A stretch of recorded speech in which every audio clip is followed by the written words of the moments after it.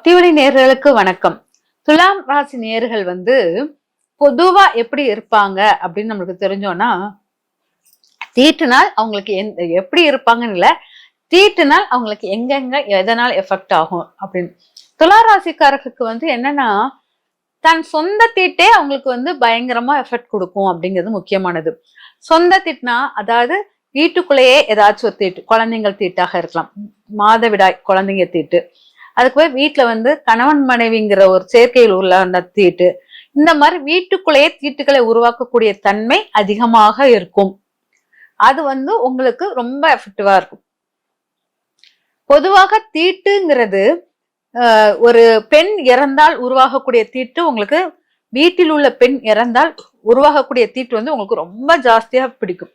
அதுக்காக நம்ம வீட்டுல உள்ள இறப்பே வராமல இருக்க முடியுமா? இறப்பு வரதான் செய்யும். அந்த இறப்பையும் நம்ம ஒரு பெண் இறப்பு உங்களை ரொம்ப பாதிக்கும். அந்த தீட்டு உங்களை ரொம்ப மன உளைச்சல், யாரோ துர்சக்தி அந்த ஆத்மா என்கிட்ட பேசுது அப்படிங்கிற மாதிரிலாம் உங்களுடைய ஆற்றல் அளவு குறைந்து கண்ணுக்கு தெரியாத அந்த ஆற்றல் உங்க கூட கான்டாக்ட் வர்ற மாதிரி ஒரு ஃபீல் ஆகும். அந்த தீட்டு உங்களுக்கு ரொம்ப எஃபெக்டிவா இருக்கும். அதனால வீட்டில் இறந்தவர்கள் தீட்டு உங்களுக்கு ரொம்ப எஃபெக்டாக இருக்கும். அதே போல் உங்க வீட்டில் மாதவிடாய் வரும் பெண்கள்னால ஏற்படக்கூடிய தீட்டுகளும் உங்களுக்கு ரொம்ப எஃபெக்டா இருக்கும். இது மட்டும் இல்லாமல் நீங்க வெளியில எங்கேயும் சுத்த வேண்டாம். உங்க வீட்டுக்கு வர்றவங்க இருக்காங்க இல்லையா, அவங்க மாதவிடாயில் உள்ளவர்களாக வந்தாலும் உங்களுக்கு தீட்டாக மாறும். அதாவது அவங்க மாதவிடாய் காரணமாக வீட்டுக்கு வருவாங்க, ஆனா அவங்களுக்கு மாதவிடாய் இருப்பதுன்னு நம்மளுக்கு தெரியாது. அந்த மாதிரி பெண்கள் வீட்டுக்கு வந்துட்டு போகும்போது உங்க வீட்டில் பெண்களுக்குள் உட்பூசல்கள் ஏற்படும். இந்த தீட்டு எப்படி வந்தது? இப்போ வரவங்க தீட்டுல இருக்கிறாங்களா இல்லையா நம்மளுக்கு தெரியவே தெரியாது. அப்ப இந்த தீட்டு எனக்கு எப்படி எங்க வீட்டுக்கு வந்திருக்கு அப்படிங்கறத நான் எப்படி கண்டுபிடிக்கிறது அப்படின்னு கேட்டீங்கன்னா, அந்த தீட்டு அந்த தீட்டு உள்ளவர்கள் வீட்டுக்கு வந்துட்டு போனோன்னு வீட்டுக்குள் பெண்களுக்குள் பிரச்சனைகள் உருவாகும். அம்மா மகளுக்கு, மாமியார் மருமகளுக்கு, அப்புறம் இதெல்லாம் பெண்களையே அடித்துக் கொள்வது போல் இருக்கும். அதனால அந்த மாதிரி ஒரு இது வந்துச்சுனாலே நம்ம வீட்டுக்குள்ள தீட்டு உள்ள பெண் வந்திருக்காள். அந்த காலத்துல பாத்தீங்கன்னா அவ்வளவு எளிதில் வீட்டுக்குள் யாரும் விடமாட்டாங்க. நிலவாசலுக்கு வெளியவே நின்னு பேசிடுவாங்க. பக்கத்து வீட்டுக்காரங்களாக இருந்தாலும் வீட்டுக்குள்ள போக முடியாது, யார் வீட்டுக்குள்ள நுழைய முடியாது. அப்படியே வெளியில நிலவாசலுக்கு முன்னாடியே நின்று என்ன விஷயம் ஏதுன்னு கேட்டு அப்படியே அனுப்பிடுவாங்க. எப்ப கூப்பிடுவாங்கன்னா வீட்டில் கொலு, வரலட்சுமி விரதம், இந்த மாதிரி பெண்கள், சுமங்கலி பெண்கள் வருகை, இதெல்லாம் இருக்கிற காலத்தில் மட்டும்தான் அந்த வீட்டுக்குள்ள போக முடியும். அதுவும் பாத்தீங்கன்னா அந்த ஹாலோட தான் நிக்க முடியும். அந்த ஹால்ல அவங்களுக்கு வேண்டிய இதெல்லாம் பூஜைகள்லாம் செய்து கொடுத்துருவாங்க.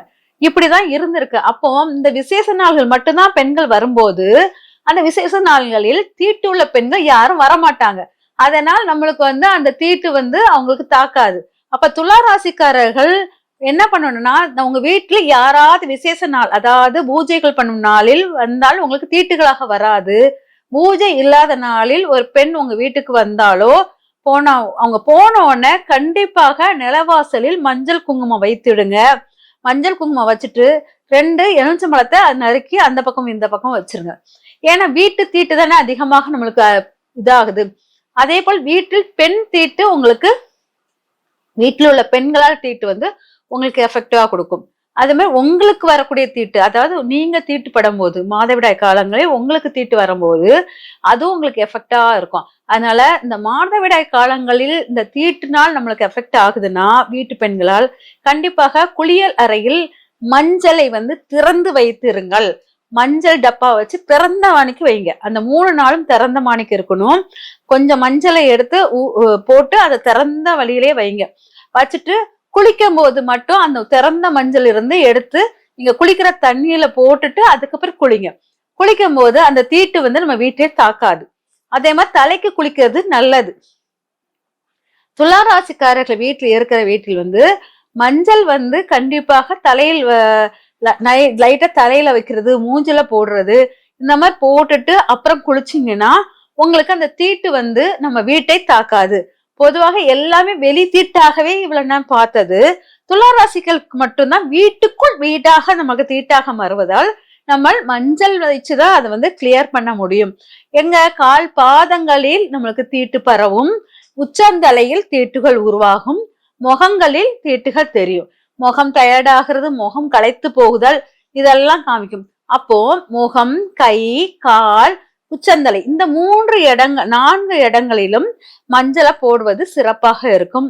இது போட்டு அப்புறம் நீங்க குளிக்கும், தொப்புலையும் சேர்த்துக்கோங்க.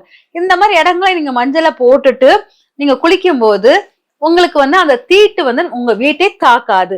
உங்க வீட்டு பெண்கள், மகள், மருமகள் யார் இருந்தாலும் துலா ராசிக்காரர்கள் அந்த வீட்டில் இருந்தால் கண்டிப்பாக மஞ்சளை வைத்துதான் தீட்டை போக்க முடியும். பொதுவாக நம்ம மஞ்சள் வைத்து தீட்டு போக்கும் போது நம்மளுக்கு வீட்டுக்குள் சண்டை சச்சரவுகள் உருவாகாது. தீட்டு முடிஞ்சதுக்கு பிறகு வீடை நல்ல மஞ்சள் போட்ட தண்ணியினால் வீடை ஃபுல்லா நல்லா அலம்பி எடுக்கிறது ரொம்ப நல்லது, தொடச்சு எடுக்கிறது நல்லது.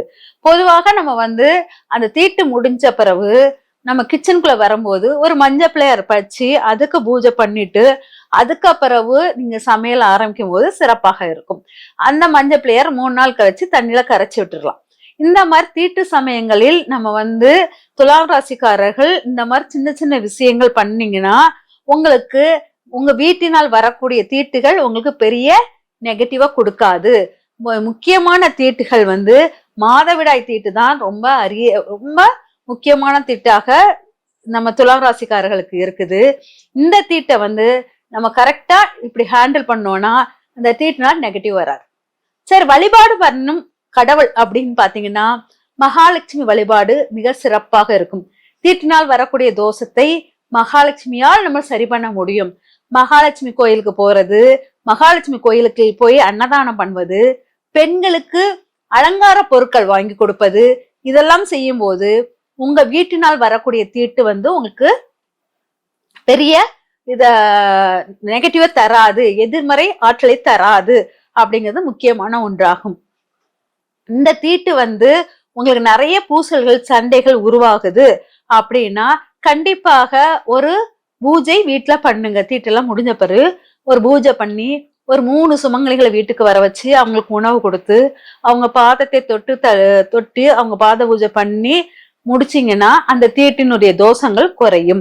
வீட்டில் அடிக்கடி இந்த தோஷ குறைவுகள் ஏற்படும் போது பெண்களால் மட்டுமே எதனால் உங்களுக்கு உருவாகுதோ அதை வைத்தே நீங்க நிவர்த்தி பண்ணும்போது துலா ராசிக்காரர்களுக்கு மாற்றங்கள் உருவாகும்.